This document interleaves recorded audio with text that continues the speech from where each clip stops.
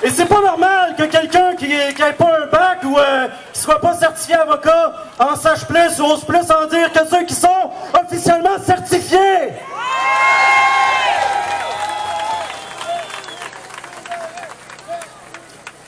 Et sur ces belles paroles de Jean-François Dubois, on s'apprête à accueillir un prochain orateur qui fait partie de l'organisation également. C'est le fondateur du média alternatif Radio-Québec. Alexis Cossette-Trudel!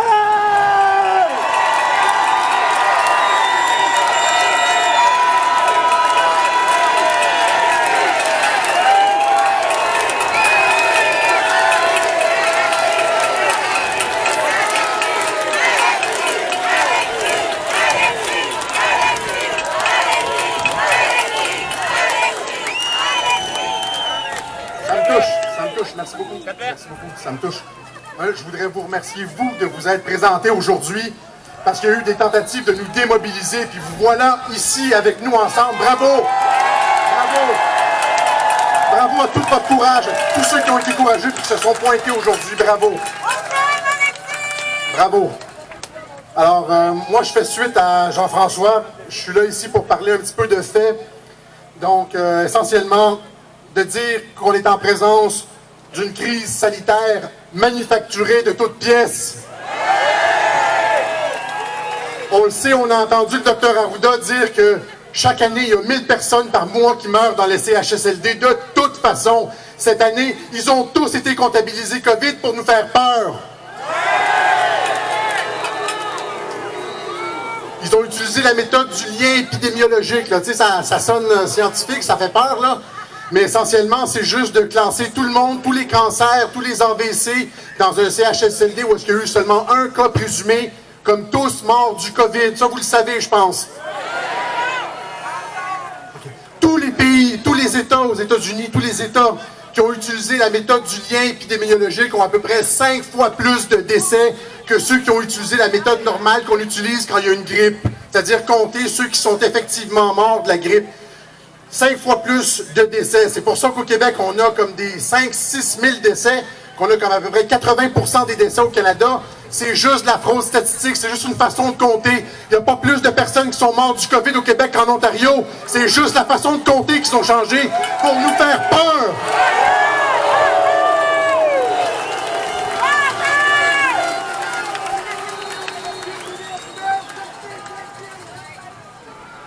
Dans beaucoup des pays, dans beaucoup des États qui ont utilisé la méthode du lien épidémiologique, maintenant, on commence à revoir à la baisse ces chiffres-là.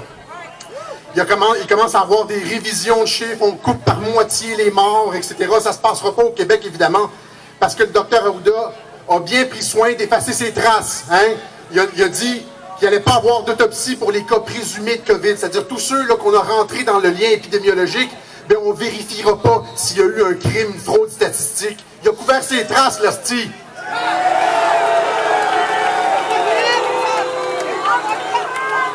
Et ça serait intéressant que la police enquête là-dessus aussi.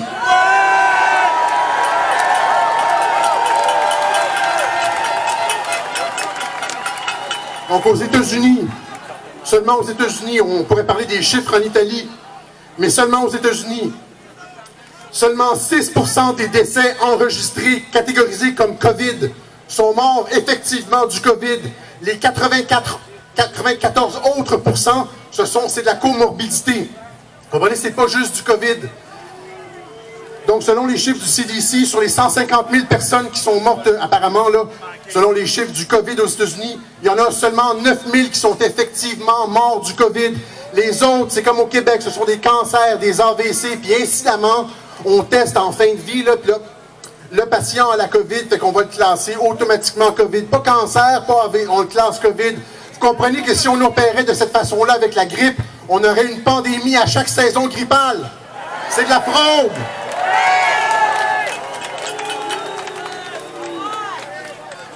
Le COVID n'est pas une maladie dangereuse. Elle se comporte exactement comme tous les virus respiratoires que l'humanité a rencontrés. Ça arrive pendant l'hiver, ça s'attaque aux personnes faibles, aux personnes qui ont des conditions médicales graves, puis ça disparaît au printemps, comme ça a disparu au printemps, puis ça ne revient pas.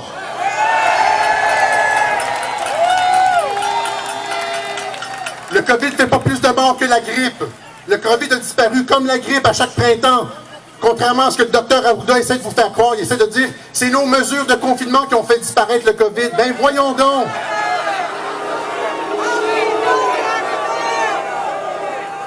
Ça fait 3 mois que l'épidémie est terminée, mais les médias et le gouvernement continuent à nous embrigader dans un système de contrôle social toujours plus contraignant, en faisant croire frauduleusement au public qu'on est toujours dans une pandémie dangereuse.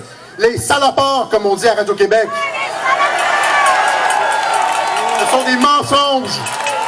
C'est des mensonges. Ils mentent à la population avec la complicité des médias. Il y a un mot pour ça, c'est salopard ou bien crapule.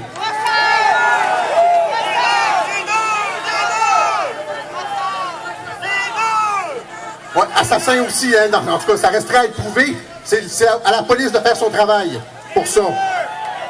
On n'ira pas jusque-là en public, là. Entre nous, on sait c'est quoi.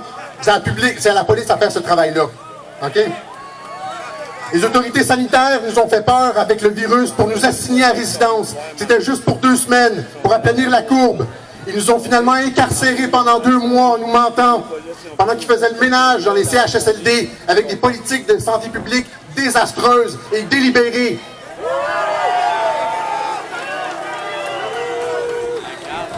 Ils nous ont menti sur les masques à l'arrivée du COVID. Puis à la fin, pour les rendre obligatoires, ils nous ont menti aussi.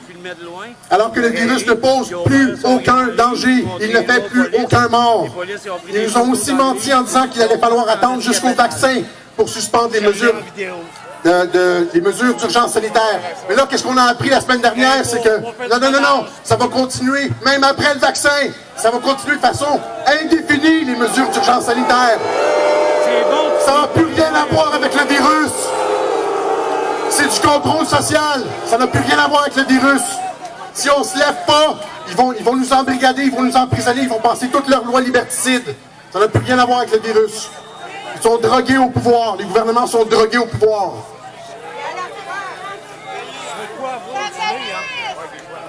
Contrôler la population, contrôler socialement une population par la peur, en créant artificiellement une crise, c'est la définition classique de la dictature et de la tyrannie. C'est ça la définition de la tyrannie. C'est ça qu'on voit au Québec.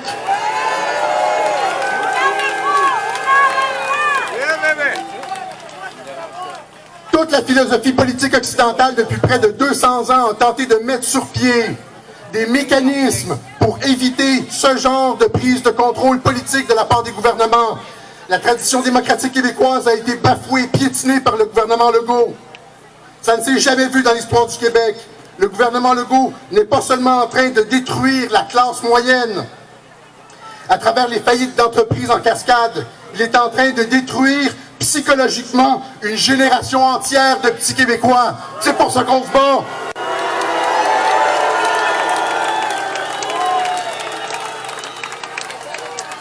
Surtout considérant le fait avéré que le virus est 10 fois moins dangereux que la grippe pour les tout-petits.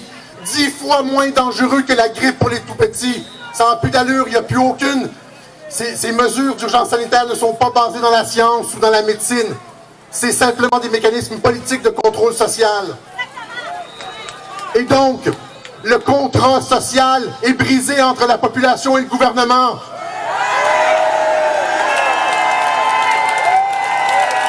C'est pour ça qu'on demande l'aide de la police. Avec nous, la police, avec nous, la police, avec nous, la police, avec nous. La police, avec nous, la police, avec nous, la police, avec nous, la police, avec nous, la police, avec nous, la police, avec nous, la police, avec nous, la police. OK. Donc, la police doit rapidement enquêter sur les raisons frauduleuses. Tu sais, les raisons frauduleuses, on les a exposées, nous autres. Vous les connaissez, on les connaît. Comment ça se fait que la police n'est pas au courant de cette fraude statistique-là? Ils devraient le savoir, les chiffres sont disponibles. Arruda a parlé, on a regardé les taux de décès. Ils devraient le savoir. Ce sont eux les enquêteurs chevronnés, c'est pas nous les citoyens ordinaires. C'est eux qui devraient faire la job.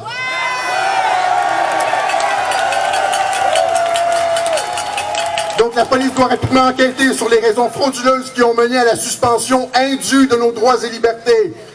De faux prétextes ont été mis de l'avant pour museler la population, pour nous faire passer dans un système politique totalitaire. La police doit résister à ce coup d'État en douce et respecter leurs promesses de servir et protéger. Comme les médecins se doivent de respecter leur serment d'Hippocrate et de permettre la chloroquine.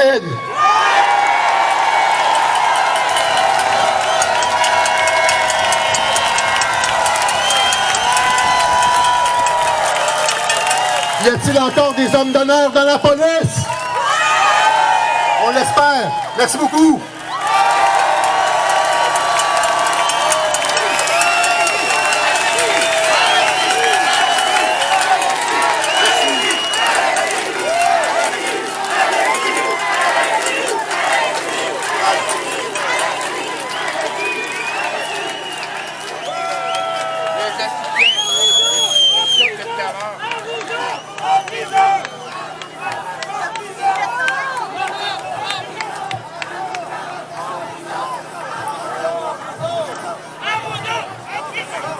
Il va se passer beaucoup de choses d'ici le 15 septembre 2020.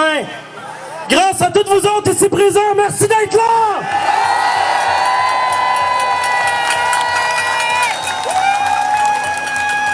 Et avant de poursuivre avec notre prochain orateur, on va juste faire revenir Jean-François Dubois qui a oublié un point très important. Ça va prendre 10, 15, 30 secondes. On le laisse parler pour dire le point très important qui n'a pas été dit. Jean-François Dubois, mesdames et messieurs! Je m'ennuyais de vous autres.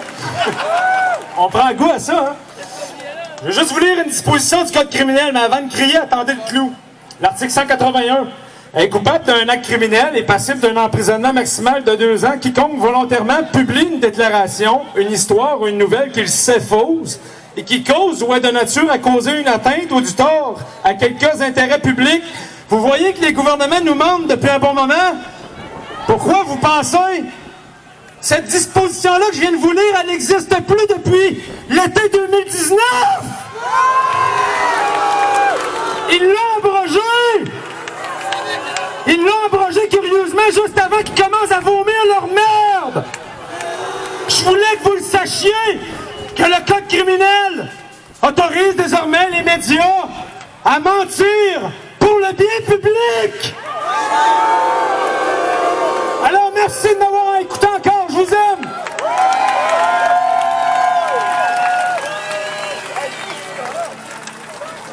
Merci beaucoup Jean-François pour cette dernière précision.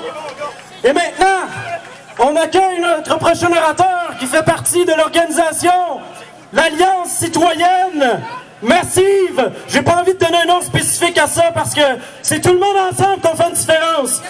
Alors je demande d'accueillir chaleureusement le père fondateur du mouvement citoyen, appel à la liberté, action citoyenne pacifique, et je nomme Frédéric Pitre.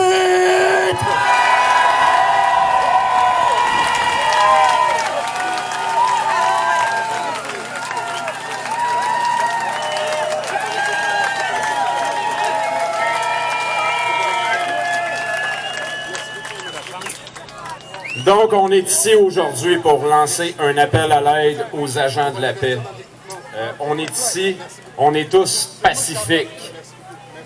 Donc, je voudrais commencer par dire merci à Alexandre qui était censé faire une marche aujourd'hui à partir du parc Émilie-Gamelin, venir ici. Il a annulé sa marche et je tiens à lui en remercier. Je pense que c'est la bonne chose qu'il a faite. Merci Alexandre. Ensuite, oui, il y a des gens qui ont voulu créer de la division dernièrement. Je n'aimerais pas de nom, mais vous savez de qui je parle. Je trouve ça décevant de voir ça. C'est le temps de s'unir, les gars, là. OK? Donc, je vais commencer par vous lire. C'est pour les agents de la paix, les policiers que je vous lis ça aujourd'hui. C'est le code de conduite pour les responsables de l'application de la loi qui ont été adoptés par l'Assemblée générale des Nations unies le 17 décembre 1979. Dans l'accomplissement de leur devoir, les responsables de l'application de la loi doivent respecter et protéger la dignité humaine et défendre et protéger les droits fondamentaux de toute personne. Donc, agents de la paix, défendez-nous!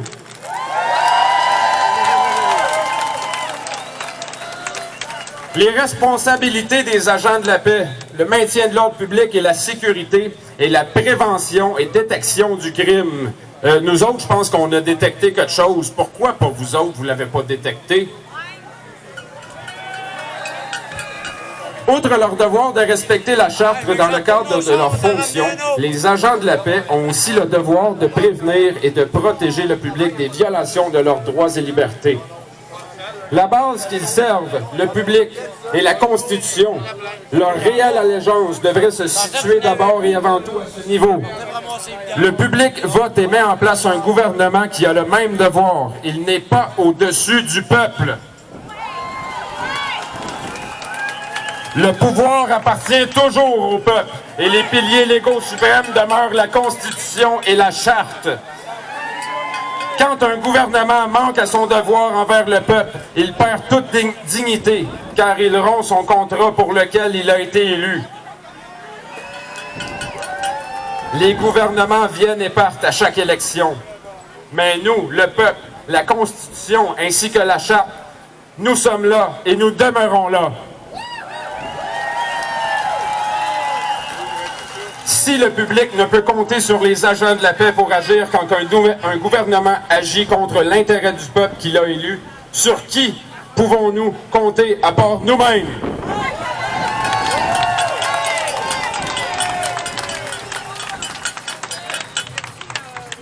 Je vais poursuivre avec une citation de Edmund Burke. Pour triompher, le mal n'a besoin que de l'inaction des gens de bien.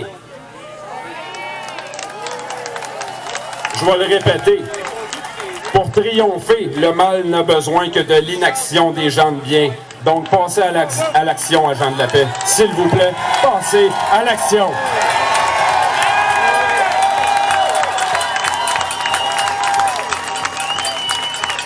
Chères sœurs, chers frères, fiers patriotes, nous sommes présentement devant le QG de la SQ aujourd'hui. Suite à l'annonce faite mardi soir avec Alexis Cossette-Trudel, Dan Pilon, Steve l'artiste Charland et moi-même. Nous avons pris cette décision car l'heure est grave, très grave. Policiers, vous êtes des agents de la paix, pas les chiens de garde d'un gouvernement corrompu à la solde d'organisations mondialistes visant à instaurer un monde totalitaire. Une dictature dirigée par des psychopathes milliardaires.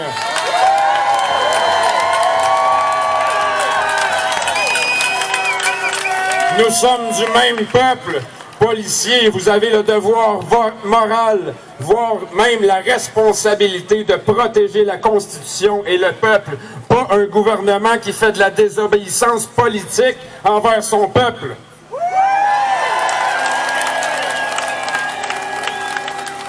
Nous sommes ici présents aujourd'hui. C'est un devoir de citoyen pacifique qu'on fait, nous, ici. Pas de la désobéissance civile. Nous demandons aux policiers de faire leur devoir, de défendre la Constitution, de défendre la Charte des droits et libertés, puis d'arrêter ces criminels.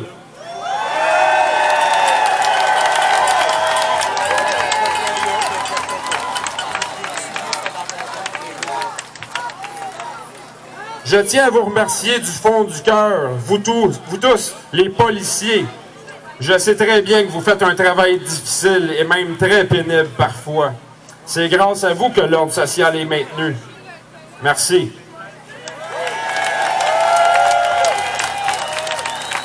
Aux États-Unis, le peuple américain possède le 2e amendement pour se protéger face à un gouvernement tyrannique.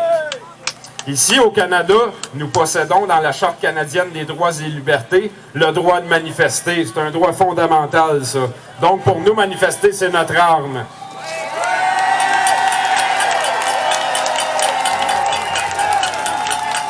Je tiens à remercier les policiers qui respectent ce droit-là, car oui, ils le respectent. Depuis le 25 avril, avec Appel à la liberté, on sort, on se rassemble dans la rue, puis on manifeste. Puis depuis le 25 avril, avec Appel à la liberté, on doit faire au moins une trentaine de rassemblements pacifiques, et les policiers l'ont toujours respecté. Je vous en remercie du fond du cœur.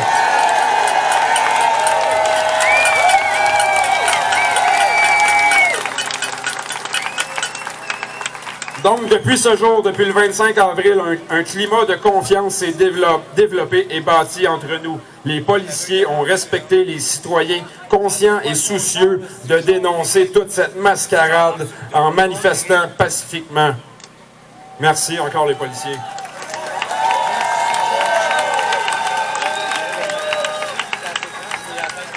Depuis le 25 avril, j'ai serré des mains, embrassé des femmes puis des enfants. J'ai fait des câlins tellement de fois que je peux même plus les compter. Je suis en pleine santé parce que j'ai un système immunitaire et je suis toujours libre.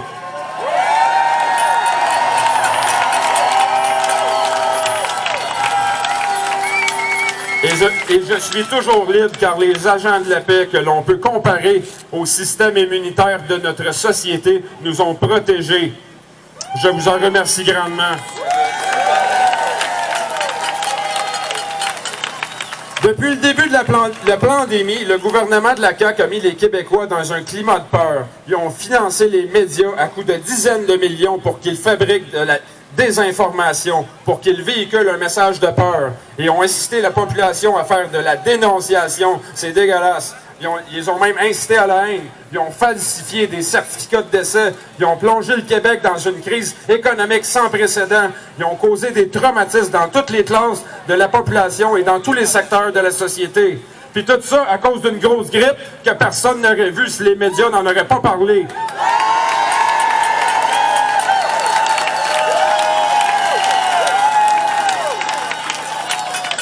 Ils n'ont pas le droit de disposer de ma vie comme ça. Ils n'ont pas le droit de disposer de la vie d'un peuple de cette façon. Moi, je ne le permets pas. Et vous? Le 26 juillet dernier, devant le Parlement à Québec, moi, Frédéric Pitre, annonçais que Appel à la liberté, Action citoyenne pacifique, aussi à titre personnel, en tant que citoyen souverain de ma personne et libre penseur, fondateur du mouvement citoyen pacifique, j'annonçais donc que nous mettions en demeure par huissier le poste du directeur de la santé publique, le poste du ministre de la Santé et des Services sociaux, ainsi que le poste du premier ministre. Je suis toujours sans réponse de leur part.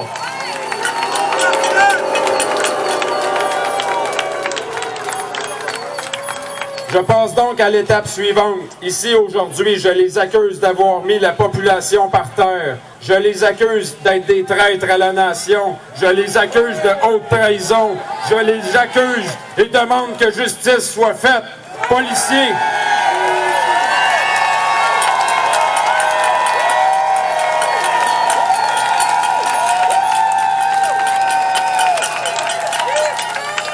policiers, faites votre travail, je vous le demande. Le peuple si présent vous le demande. On demande aux policiers de faire leur travail, s'il vous plaît. Faites-le.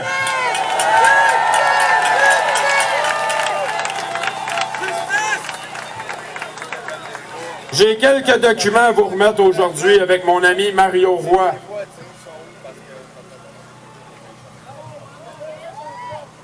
Sont ici les documents. Je vais aller reporter ça à quelqu'un tantôt.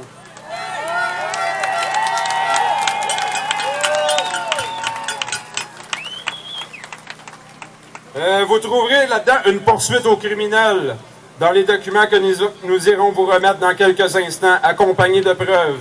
Vous trouverez aussi le code de conduite pour les responsables de l'application de la loi adoptée par l'Assemblée générale des Nations unies le 17 décembre 1979. Vous trouverez aussi la Constitution canadienne, codification administrative des lois constitutionnelles, la Déclaration universelle des droits de l'homme de 1948, le statut et le jugement du tribunal de Nuremberg, les 3 copies des mises en demeure que j'ai faites et envoyées par huissier le 27 juillet dernier, accompagnées de la facture du bureau d'huissier. Vous trouverez la loi sur la santé publique, le projet de loi 61 et la Charte québécoise des droits et libertés de la personne.